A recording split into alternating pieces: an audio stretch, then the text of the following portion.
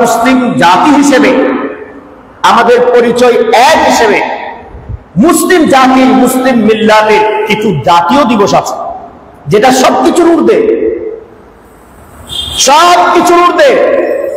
10 মুহররম আমাদের জন্য যেমন শহীদ দিবস, ঠিক আরববাসীর জন্য শহীদ দিবস, ঠিক ইরানবাসীর জন্য শহীদ দিবস, আমেরিকাবাসীর জন্য শহীদ দিবস। সারা পৃথিবীর যত মুসলমান আছে সকল মুসলিম মিল্লাতের জন্য ইমানি জাতীয় শহীদ দিবস কেবলমাত্র 10 মুহররম শাহাদাতে কারবালা দিবস। আওয়াজ দিয়ে বলুন সুবহানাল্লাহ। সত্য নাকি মিথ্যা? সত্য। তাই প্রত্যেকটা রাষ্ট্রের কিছু কিছু দিবস আমরা আমাদের সাথে তৈরি করেছি। এই দিবসগুলোর উত্থান হয়, পতন হয়। কিছু দিবস শেষ হয়ে আবার নতুন দিবস তৈরি হয়, যেটা বাংলাদেশের প্রেক্ষাপটও আমরা দেখতেছি, ঠিক না বেঠিক? এগুলো যোগ বিয়োগ হয়। এমন এমন দিবস আছে যেগুলো বিলীন হয়ে গেছে, যেগুলোর কোন অস্তিত্ব নাই। আমরা যখন উপমহাদেশে ছিলাম তখন কিছু দিবস ছিল, উপমহাদেশ আলাদা হওয়ার পর, সাবকন্টিনেন্ট আলাদা হওয়ার পর এই দিবসগুলোর আর অস্তিত্ব নাই। যখন পাকিস্তানের আন্ডারে ছিল তখন কিছু দিবস ছিল, যখন পাকিস্তান থেকে আলাদা হয়ে গেল তখন সেই দিবসের আর কোন অস্তিত্ব, নতুন দিবস তৈরি হয়েছে। আবার আবার নতুন বাংলাদেশ নাকি তৈরি হয়েছে কি জানি, আবার কিছু দিবসের কথা আমরা শুনতেছি, ঠিক না বেঠিক? এভাবে কিছু দিবস যায়, কিছু দিবস আসে। রাষ্ট্রীয় দিবস, ভাষাগত দিবস, এলাকাগত দিবস, গোত্রগত দিবস, বংশগত দিবস, যেগুলোর উত্থান পতন হয়, শুরু শেষ হয়, ধ্বংস হয়, নতুন করে। কিন্তু আমরা এমন একটা দিবসের আলোচনায় বসেছি যেটা একবার শুরু হয়েছে তা কিয়ামত পর্যন্ত চলতে থাকবে। আওয়াজ বলুন সুবহানাল্লাহ। সেটা হলো 10 মুহররম মুসলিম মিল্লাতের মহান ইমানি জাতীয় শহীদ দিবস। আওয়াজ বলুন সুবহানাল্লাহ। ইমান যতদিন থাকবে ইমানি শহীদ দিবসও ততদিন নাকি মিথ্যা? কলেমা যতদিন থাকবে কলেমার জাতীয় শহীদ দিবস ততদিন থাকবে, ইমানদার যতদিন থাকবে কারবালার চেতনাও ততদিন থাকবে, ঠিক না বেঠিক? এই দিবস শুরু হয়েছে, শেষ হবে না, ঠিক না বেঠিক? এজন্য মুসলিম জাতি হিসেবে আমাদের পরিচয় এক হিসেবে মুসলিম জাতির মুসলিম মিল্লাতের কিছু জাতীয় দিবস আছে, যেটা সবকিছুর ঊর্ধ্বে, সবকিছুর ঊর্ধ্বে। 10 মুহররম আমাদের জন্য যেমন শহীদ দিবস, ঠিক আরববাসীর জন্য শহীদ দিবস, ঠিক ইরানবাসীর জন্য শহীদ দিবস, আমেরিকাবাসীর জন্য শহীদ দিবস। সারা পৃথিবীর যত মুসলমান আছে সকল মুসলিম মিল্লাতের জন্য ইমানি জাতীয় শহীদ দিবস কেবলমাত্র 10 মুহররম শাহাদাতে কারবালা দিবস। আওয়াজ বলুন সুবহানাল্লাহ। সত্য নাকি মিথ্যা? শুধু মুসলিম মিল্লাতের জন্য নয়, মানবতার মুক্তির শহীদ দিবস শাহাদাতে কারবালা দিবস। সেদিন কারবালার ময়দানে ইমাম আকবর ইমাম হুসাইন আলাইহিস সালাম শুধুমাত্র কলেমার জন্য, দ্বীনের জন্য, ইসলামের জন্য, খেলাফতের জন্য জীবন উৎসর্গ করেছে তা নয়, সমগ্র মিল্লাতের মানুষের মানব মণ্ডলীর মানবতা রক্ষার জন্য, মানবতার দুনিয়া কায়েমের জন্য, গোষ্ঠীবাদী দুনিয়া ধ্বংসের জন্য, মুলুকিয়ত উৎখাতের জন্য সেদিন কারবালার ময়দানে ইমাম আকবর ইমাম হুসাইন আলাইহিস সালাম জান কুরবান করে দিয়েছেন, ঠিক না বেঠিক? এজন্য মুসলিম মিল্লাতের ইমানি জাতীয় শহীদ দিবস, সাথে সাথে মানবতার মুক্তির শহীদ দিবস শাহাদাতে, বলেন সবাই শাহাদাতে। মুসলিম মিল্লাতের ইমানি জাতীয় শহীদ দিবস, মুসলিম মিল্লাতের ইমানি জাতীয় শহীদ দিবস, মানবতার মুক্তির শহীদ দিবস। সহজ কথা। মুসলিম মিল্লাতের জন্য যেমন শাহাদাতে কারবালা, মানবতার জন্য শাহাদাতে। এই বিষয়ে শিক্ষা ইমাম হায়াত দান করেছেন, সুবহানাল্লাহ বলেন না? এই শিক্ষার কোথাও নেই। ইমাম হায়াতকে শিক্ষা দান করেছেন। এই চেতনা ওনার মধ্য থেকে আমরা পেয়েছি। পৃথিবীর এত জায়গায় পীর মাশায়েখ মাদ্রাসা মুহাদ্দিস মুফতি দরবার খানকা থাকা সত্ত্বেও এই 10 মুহররমকে কেবল আশুরা হিসেবে পালন করছে। 10 মুহররমের আলোচনা করে করে আদর ইসলামের কি হয়েছে, নূহ ইসলামের কি হয়েছে, মুসা ইসলামের কি হয়েছে, ঈসা ইসলামের কি হয়েছে, ইব্রাহিম আলাইহিস সালামের কি হয়েছে, এই ঘটনাগুলোই মসজিদে মসজিদে বয়ান হয়। শাহাদাতে কারবালার ঈমানি চেতনাকে আড়াল করা হয়। কেননা আশুরা বললে তো 10 তারিখকে বোঝায়, আর শাহাদাতে কারবালা শহীদ দিবস বললে শুধু 10 তারিখ নয়, এই দিবসের সাথে ঈমানের সম্পর্ক বোঝায়। আওয়াজ বলুন সুবহানাল্লাহ। এই দিবসের সাথে কালেমার সম্পর্ককে বোঝায়। এই জন্য পৃথিবীর এত কিছু থাকা সত্ত্বেও 10 মুহররম শাহাদাতে কারবালা দিবসকে কেউ শহীদ দিবস হিসেবে ঘোষণা দেননি। যিনি দিয়েছেন তার শুকরিয়া আদায় করতে আমাদের কার্পণ্য করা যাবে না। ঠিক না বেঠিক? আল্লাহ পাক আমাদেরকে এই চেতনার সাথে থাকার তৌফিক দান করুক। আমিন। রাখতে হবে শাহাদাতে কারবালা দিবস কেবল একটা দিন নয়, একটা সময় নয়, একটা রাত নয়।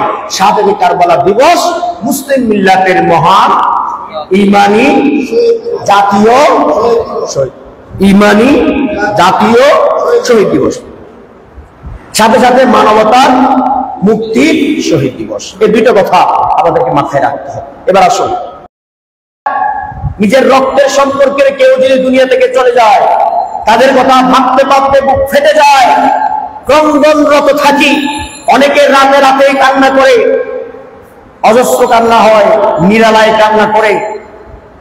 রক্তের সম্পর্ক বিচ্ছিন্ন হওয়ার কারণে, দুনিয়া থেকে বিদায় নেওয়ার কারণে আমরা কত শোকে শোকাহত হই, কান্নায় লিপ্ত থাকি, প্রতি বছর স্মরণ করি, বিশেষভাবে স্মরণ করি। এগুলো বলতে তো কারো কোরআন হাদিসের প্রয়োজন হয় না।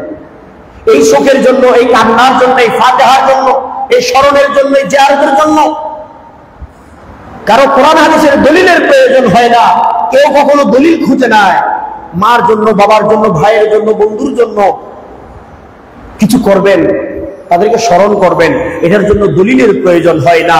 যখনই 10 মুহররম আসে, শাহাদাতে কারবালা দিবস আছে, শুহাদায়ে কারবালার স্মরণ হয়, তখন এক শ্রেণীর শয়তানরা দলিল খুঁজে এটা কোথায় আছে, স্মরণ কেন করতে হবে, শোক কেন করতে হবে, তাদেরকে স্মরণ কেন করতে হবে, মাহফিল কেন করতে হবে, এভাবেই তারা মানুষকে বিভ্রান্ত করতে থাকে।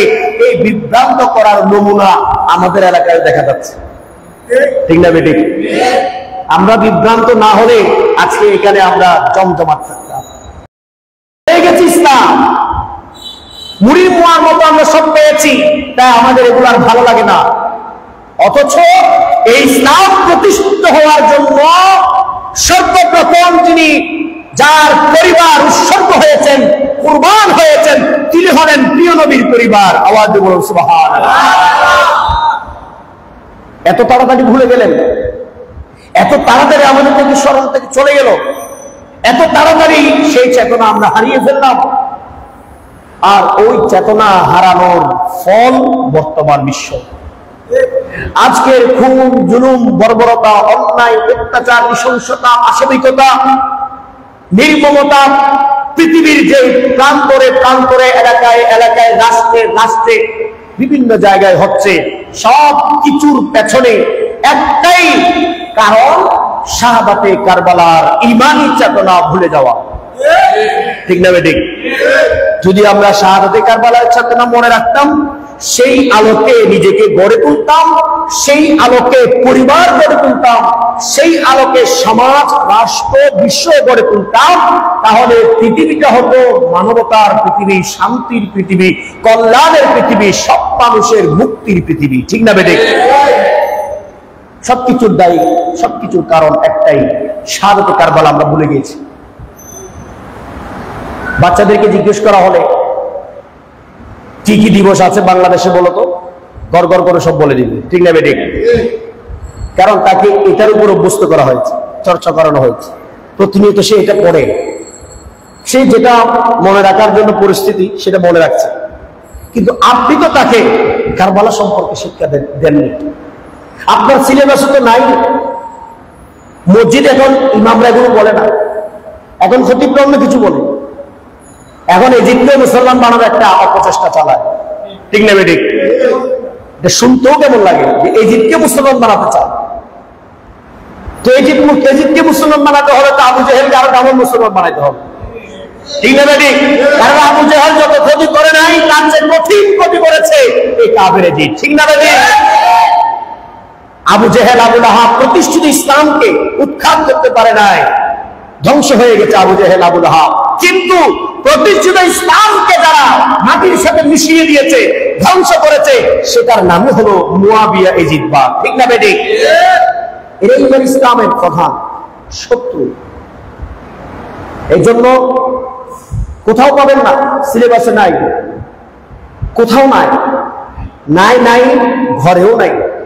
আপনিও শিখাচ্ছেন না, শিখাবেন কিভাবে? আপনিও জানেন না, আপনি ভুলে গেছেন। আজকে আপনার সন্তানকে আপনি জানাচ্ছেন না, অথচ প্রিয় নবী হাদিস শরীফের মধ্যে আসছে, প্রিয় নবী বলছেন তোমাদের সন্তান যখন বড় হতে থাকবে তোমরা তোমাদের সন্তানকে কোরআনের শিক্ষা দাও। আল্লাহ বলেন কোরআনের ইমানি শিক্ষা। এখন কোরআনের শিক্ষা দিতে গিয়েও বাতিল হচ্ছে, ঠিক না বেঠিক? কোরআন হাদিস শরীফ প্রিয় নবী ঘোষণা দিচ্ছেন তোমরা তোমাদের সন্তানকে আহলে বাইতের পরিচয় দাও। এটা নয় আমাদের পরিবার আমাদেরকে শিক্ষা দিতে হবে। যদি আমার যেই মাদ্রাসায় দিয়েছি সেই মাদ্রাসায় যদি আহলে বাইতের পরিচয় না দেয়, সেটা আমাকে দায়িত্ব নিতে হবে, আমাকে পরিচয় দিতে হবে। আমি যেই প্রতিষ্ঠানে ভর্তি করালাম সেখানে যদি কারবালার চেতনার শিক্ষা না দেয়, আমাকে কারবালার চেতনা শিখাতে হবে, ঠিক না বেঠিক? এই শিক্ষাটা হারিয়ে গেছে, অবশ্যই সেটা আবার ফিরিয়ে আনতে হবে।